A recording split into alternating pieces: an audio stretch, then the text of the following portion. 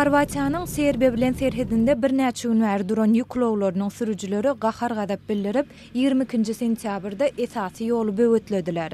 40 çemesi gaharly sürüjiler Bajakovo, Batrovsi serhed geçelgesindäki ýolda ýük ulaglaryny keseleýin goýdular.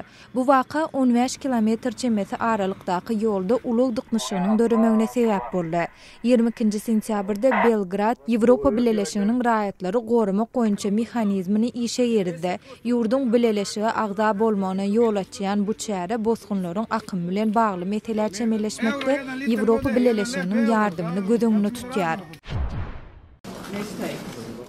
Kırgızstanyň Batken welaýetinde halkara haýır-tahawat guramalary regionyň ýaşuly nesli üçin täze garrylar öýüni açdylar.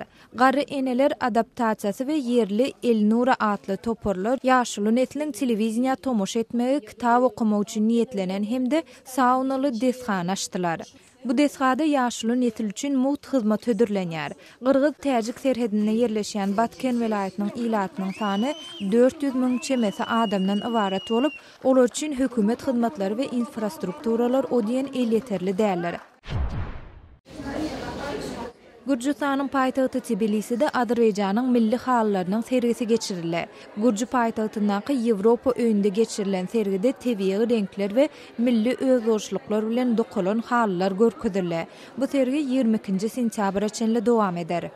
Siz Azatlyk radiosynyň şu täzelikleri bilen tanış boldunuz.